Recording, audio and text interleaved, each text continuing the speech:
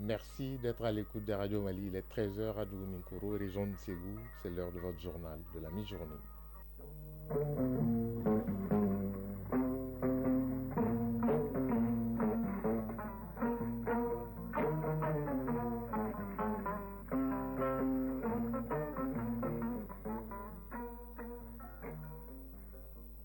Le journal Ousmane Daou.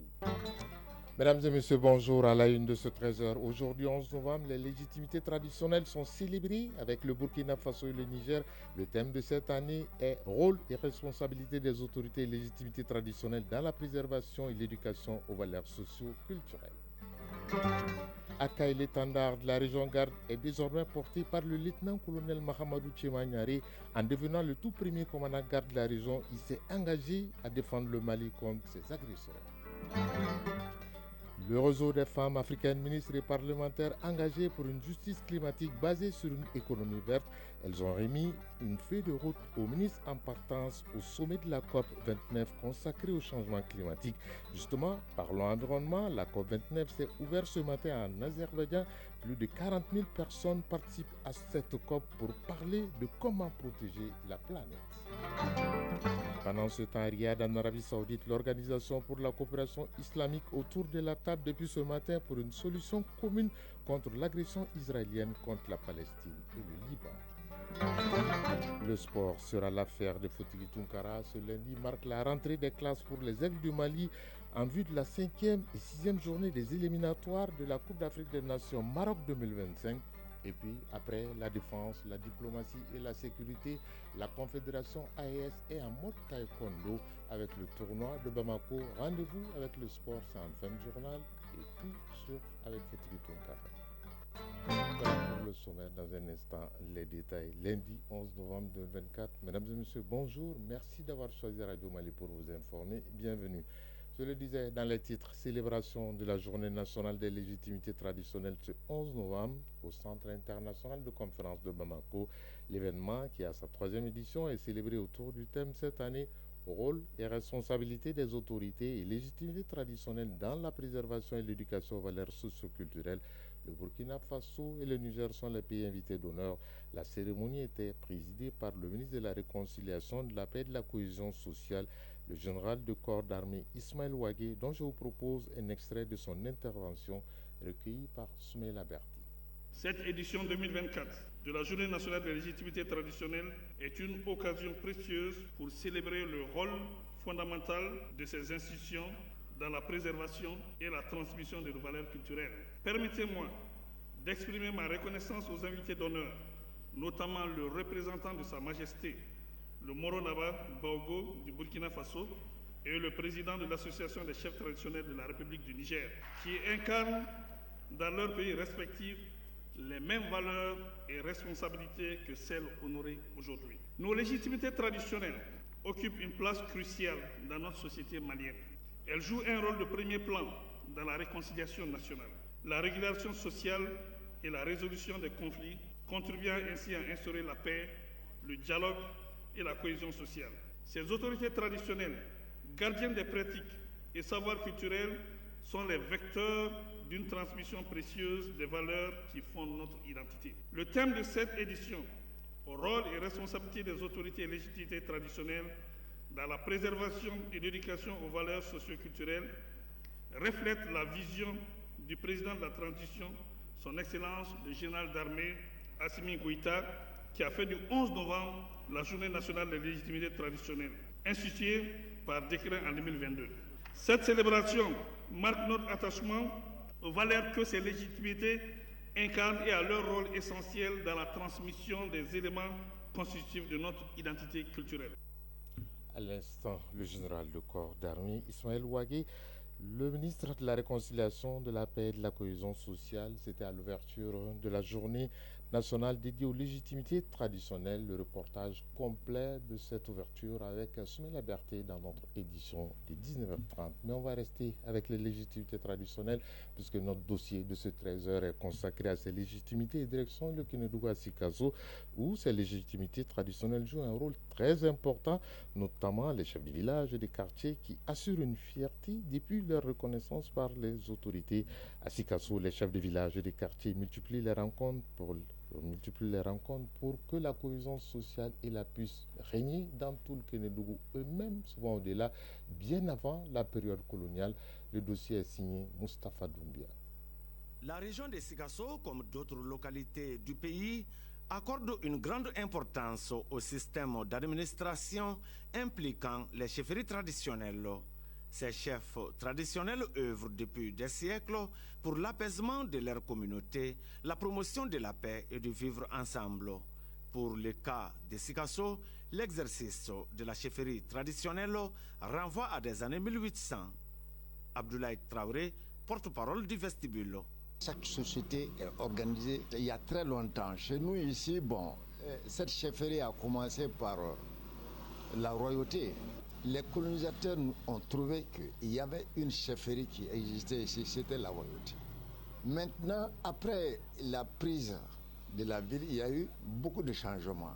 D'abord, le colonisateur a organisé le commandement à sa manière, à sa façon, pour pouvoir mieux gérer cette société-là. Ce qui fait qu'on parle d'autorité traditionnelle, si je peux me le permettre. L'autorité traditionnelle, c'est quoi? Ce sont les chefs de quartier que vous constatez aujourd'hui. On appelle ça autorité traditionnelle. Le vestibule joue encore son rôle dans l'apaisement du climat social. Il intervient dans pas mal de litiges opposant les citoyens. L'ancienne chefferie qui a existé avant la prise de cette ville, cette chefferie aussi qui était gérée par des Traoré, mais sachez que les Traoré aussi avaient des alliés historiques. Ceux qui ont contribué à l'affermissement du trône, c'est-à-dire les Berthé, les Sanro marabouts, les Sanro guerriers, les Djamtene. Nous nous retrouvons ici tout le lundi pour gérer des affaires de la société là, qui opposent les uns et les autres. Les légitimités traditionnelles sont investies pour les mêmes missions, avec la particularité de travailler main dans la main avec l'administration, une mission que les chefs des villages et des quartiers assument avec fierté depuis leur reconnaissance officielle par l'État. Siriki Diawara, coordinateur régional des chefs des villages et des quartiers de Sikasso. Nous avons constaté d'ailleurs qu'il y a un grand changement maintenant, puisqu'on nous donne beaucoup de respect maintenant. Les gens nous respectent, mais avec les insignes surtout. Les citoyens, dans la grande majorité, saluent la reconnaissance des légitimités traditionnelles par l'État, même si certains pensent qu'il faut sensibiliser davantage ces autorités sur leur rôle. Nampaga Bagayogo, citoyen. Qu'avant l'arrivée même de l'administration, on gérait nos problèmes nous-mêmes ici, dans les vestibules du chef de village, dans les vestibules de légitimité traditionnelle. Donc je crois que c'était la bonne chose. Au lieu d'aller dans l'administration avec nos parents, en cas de problème, il faut gérer entre vous-même. Je trouve que c'est plus nécessaire. Les chefs de village et de quartiers de la région de Sikasso préparent actuellement la célébration de la journée du 11 novembre, une journée nationale dédiée aux légitimités traditionnelles. Sikasso, Moustapha Doumbia et Taïrou Konaté pour l'ORTM. Radio Mali à Kaï et environ, 92.2 MHz en FM.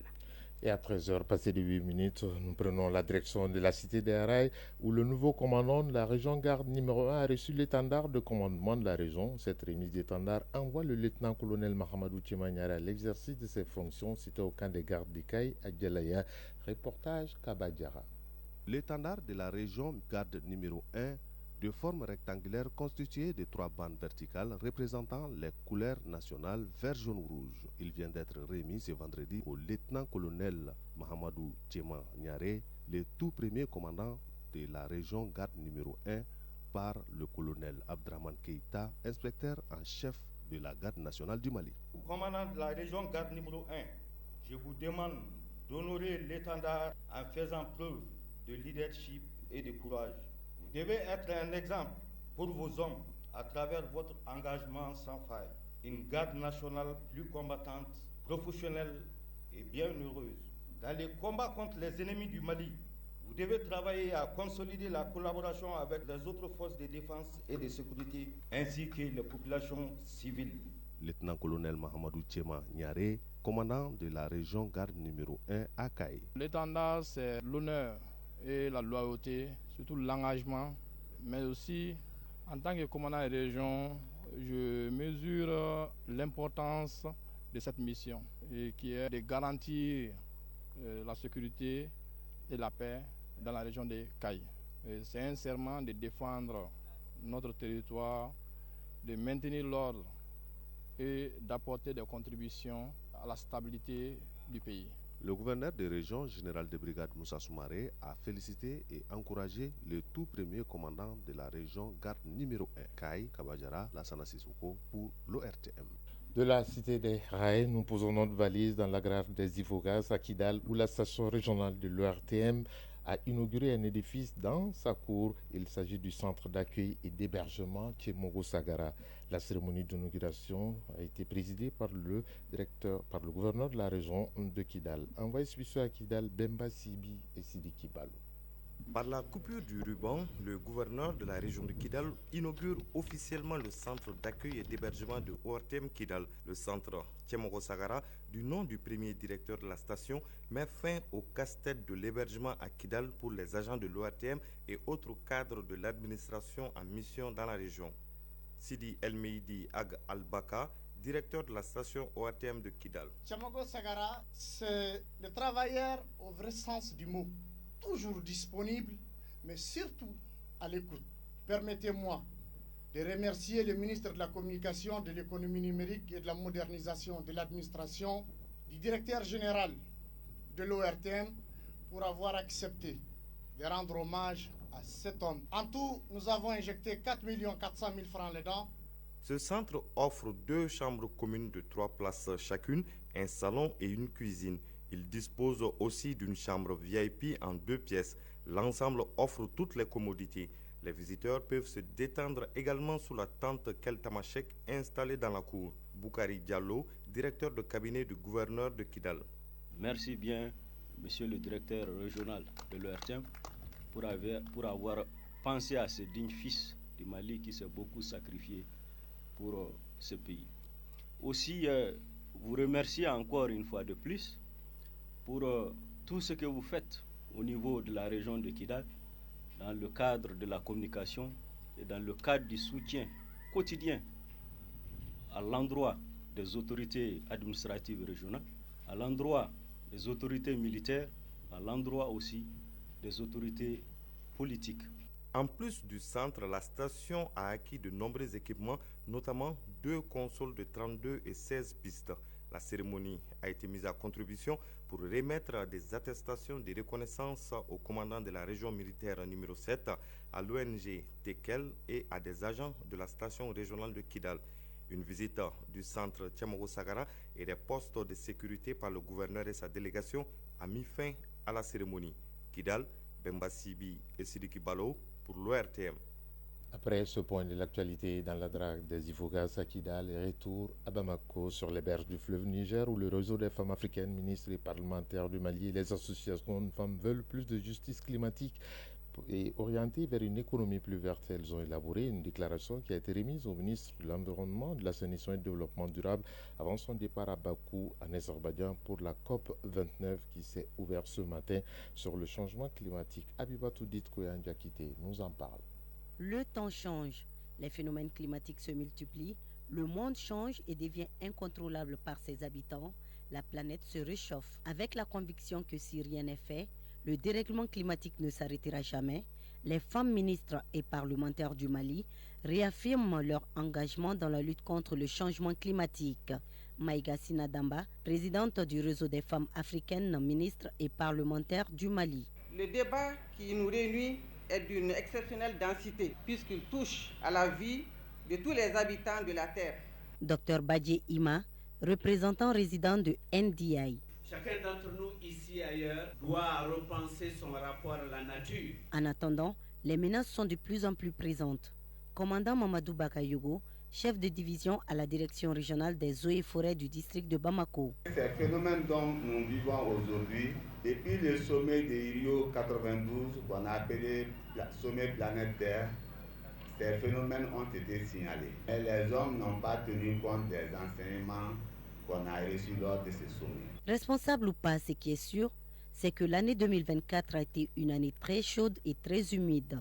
Des quantités importantes de pluie ont fait de nombreuses victimes. Des raisons valables pour les femmes leaders de tirer la sonnette d'alarme. Elles remettent ainsi une déclaration aux autorités. Des messages forts pour demander des actions concrètes qui feront progresser l'égalité des sexes et la lutte contre le changement climatique. Modibo Sako, chef de cabinet du ministre de l'Environnement, de l'Assainissement et du Développement durable. Ça vient à point nommé. Nous prenons acte et je voudrais vous demander de ne pas vous limiter à cette déclaration. Nous supposons que ça va être une première, une élan, et que pendant et après l'accord, et qu'après l'accord, que des activités puissent être planifiées, programmées, conformément aux soucis évoqués dans la déclaration. Peaufinée après l'écoute des associations féminines présentes pour l'occasion, la déclaration sera sur la table du ministre en charge de l'Environnement avant la 29e conférence des partis sur le climat prévue du 10 au 22 novembre 2024 à Bakou. Un point sur l'actualité du pays avant de retrouver Doutiba Fouti Tunkara pour la page sportive. En île Maurice, on a voté hier pour les législatives dont les résultats sont attendus ce lundi. Ce sont les deux principaux partis qui se sont affrontés. Il s'agit de l'alliance menée par le mouvement socialiste militant du Premier ministre Pramvin Youngmao et l'alliance du changement menée par l'ancien Premier ministre Nabin Ramgoulan, chef du parti travailliste. En Arabie Saoudite, un sommet de l'Organisation de la coopération islamique OCI sur la crise au Moyen-Orient s'est ouvert ce lundi à Riyad. Les participants discuteront de l'agression israélienne continue dans les territoires palestiniens et au Liban. Plusieurs chefs d'État et de gouvernement sont présents à Riyad. La voix du Mali est portée par le général de division Abdoulaye Maïga, ministre d'État, ministre de l'administration territoriale et de la décentralisation. Nous y reviendrons plus en détail avec Khalida Toukone, notre envoyé spécial à Riyad. En Azerbaïdjan, la 29e conférence des Nations Unies sur les changements climatiques, appelée COP29, s'est ouverte ce matin à Bakou, dans la capitale. À cette COP29, le financement du climat est au cœur des discussions. L'objectif est de mobiliser des fonds pour aider les pays les plus vulnérables qui peinent à faire face aux impacts croissants des catastrophes climatiques. Ce sommet de la COP29 est cette année boycotté quelque peu par ce qu'on appelle les pays les plus grands pollueurs du monde qui ne seront pas à Bakou. Notre envoyé spécial, Aloussine Touré, nous en dira un peu plus dans nos futures éditions. En Russie, la fin de la rencontre ministérielle entre la Russie et l'Afrique pour une évaluation du sommet Russie-Afrique. Le président russe Vladimir Poutine promet un soutien total aux pays africains dans différents domaines. Notre pays va continuer d'apporter son soutien total à nos amis africains dans plusieurs domaines, a-t-il déclaré dans une adresse lue par son chef de la diplomatie, Sergei Lavrov, devant les participants à la conférence. Et puis toujours en Russie, le Kremlin a démenti ce matin tout appel entre le président américain élu il y a une semaine, Donald Trump, et le président russe Vladimir Poutine. Selon des informations du Washington Post, l'un des plus grands journaux du pays, les deux chefs d'État se seraient parlé au téléphone au lendemain de la victoire de Donald Trump et auraient abordé la situation en Ukraine. Mais selon le Kremlin, cette information est fausse. Cela ne correspond absolument pas à la réalité. C'est une pure invention, a déclaré le porte-parole du Kremlin, Dmitry Peskov. Dans un instant, c'est à Foutigui, il s'agit de sport.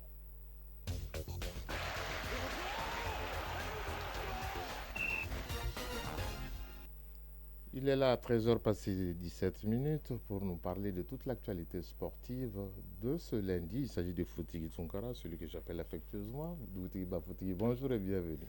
Merci Ousmane, bonjour à vous et bonjour à tous. Aujourd'hui, c'est la rentrée des classes pour les Aigles du Mali en vue de la 5e et 6e journée des éliminatoires de la CAN Maroc 2025. Mais ça se passera loin du pays. Ça va se passer au Mozambique. Et avec des heures de décalage surtout, en vue donc de la 5e et avant-dernière journée des éliminatoires de la CAN Maroc 2025 devant opposer le Mali au Mozambique vendredi à Maputo à partir donc de 16h temps universel. Le rassemblement des Aigles débute aujourd'hui dans la capitale mozambicaine. Sur place depuis hier, les joueurs contingents africains de la sélection, en l'occurrence Djigui Diarra, Youssouf Koïta, Ousmane Diallo Santi et Fadias Koulibaly seront donc rejoints ce lundi par le reste du groupe. De son côté, des staffs techniques et médicales, bref, tout l'encadrement des Aigles est au grand complet. Avant que les hommes ne sortent les crampons, c'est les dames qui ont pris les devants avec la Ligue des champions d'Afrique de la CAF qui se déroule au Maroc.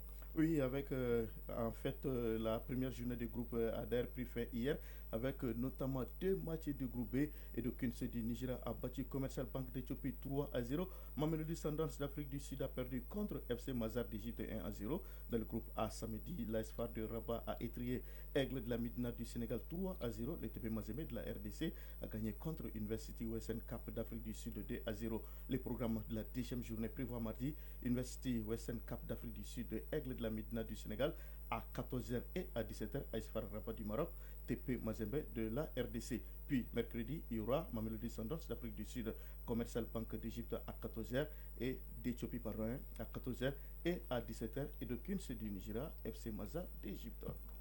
On va parler à présent de basketball avec la balle qui s'est achevée hier à Abidjan. Décidément, à la Ligue de Tripoli devient l'Everest pour le Stade Malien Bamako, encore battu en finale. Absolument, baissé des rideaux donc hier à Abidjan pour l'élite 16 de la division Ouest de la BAL 2025 qui a connu son épilogue avec le sacre des Lions dans la Ligue de Tripoli aux dépens du Stade Malien de Bamako. En finale disputée hier au Palais des Sports de Trècheville, le Stade Malien de Bamako a perdu de justesse 71-68 contre à la Ligue de Tripoli. Les Libyens confirment ainsi leur victoire 85-66 sur les Maliens lors de la division Ouest en octobre à Tripoli en Libye. Auteur d'un brillant parcours dans le tournoi et auréolé de leur qualification pour le top 8 de la compétition, les Blancs de Bamako font ainsi un retour prometteur dans la phase finale de la BAL en 2025 après leur forfait en 2024 et surtout leur 3e place couronnée de la médaille de bronze en 2023. En match de classement pour la 3e place, Abidjan Basket Club ABC de Côte d'Ivoire a battu Kadi Sport de Académie du Cameroun par 92-53. Je ne trahirai pas de secret, Fotiki Tunkara. On va parler d'une discipline dans laquelle le Mali est double champion du monde. C'est la seule discipline dans laquelle le Mali est double champion du monde. Et c'est votre discipline favorite, puisque vous êtes taekwondoïne, même si vous avez préféré prendre le micro à la place du kimono. C'est pour dire qu'on va parler de taekwondo avec justement ce tournoi taekwondo AES Russie à Bamako. En tout cas, le choix avait été vite fait. À défaut de devenir un sportif d'élite et un sportif de haut niveau, le choix c'était de devenir journaliste sportif. Donc je pense réellement que c'est le second choix qui a donc été prévalu et aussi donc au niveau donc du senior. Alors Bamako abrite vendredi et samedi les premiers championnats seniors de taekwondo AES Russie. Les compétitions se dérouleront au Palais des Sports Salamatou Maïga à AC 2000 qui va donc vibrer au rythme du taekwondo. À quelques heures de cet événement d'envergure, les préparatifs vont bon train et tout est fin prêt. Alors pour plus de détails, je vous propose d'écouter le président de la Fédération malienne de taekwondo, Maître Aline Badra Traoré, que nous avons joint au téléphone. Les préparatifs vont bon train.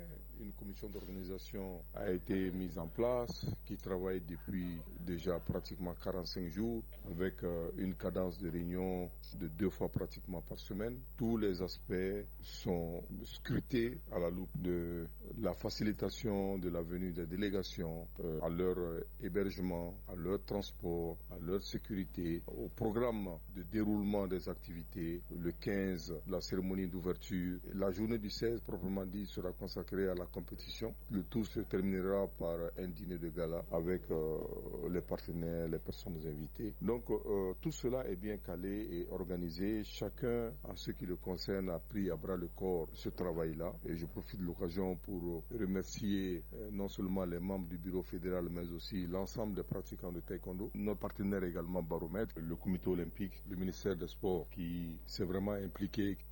Voilà, Maître Alioune Badra Traoré, président de la Fédération malienne de taekwondo à Laoswan. Il faut juste qu'ils prennent part à ces compétitions les athlètes hommes et dames du Mali, naturellement, du Burkina Faso, du Niger et de la Russie dans la catégorie olympique de poids. Chaque équipe sera composée de 4 filles et de 4 garçons accompagnés de 2 coachs. Quant au Mali, le Mali sera donc représenté par les athlètes comme Youssouf Sempara des moins de 58 kg, Bakar Kone des moins de 68 kg, Ismaël Koulibaly des moins de 80 kg et Youssouf Soumano des plus de 87 kg en hommes et en dames, Aïssata Mohamed Sibi des moins de 49 kg, Maïmouna Konaté des moins de 57 kg, Maïmouna Mariam Sidibé des moins de 67 kg et Awa Sangare des plus de 67 kg avec comme coach Ibrahim Nyang et Bagayogo. Voilà, on va faire un clin d'œil à Tabamoudibou Keïta, le double champion du monde de cette discipline, le taekwondo. À 13h passé de 24 minutes, c'est tout. Oui, c'est l'essentiel qu'il fallait retenir. Votre journée, elle sera très longue puisque vous êtes dans l'émission sportive Score de ce lundi sur ORTM 1 aux alentours de 21h45. Notez bien le rendez-vous avec Fotigui Tunkara. Ce journal vous a été présenté par Ousmane Daou, mise en onde Alimata Ouattara, assisté de Astan Kamara et réalisation Souma Ouaïdara, mise en ligne Mariam Samake, Amadisso. Le prochain rendez-vous, c'est à 19h30. Vous serez en compagnie de Kouma Sissé, mais gardez vos positions. Dans un instant, Issata Tangara sera là pour les avis et communiquer si vous êtes à table. Bon appétit à Dramane, région de Kai. Si vous avez fini de manger, à Ségou, région, à Douinikoro, région de Ségou, bonne digestion. Chacun de nous ne peut être une étoile, mais tâchons de briller pour éclairer là où nous sommes. Tout le plaisir a été pour nous de vous servir. Au revoir et à très bientôt.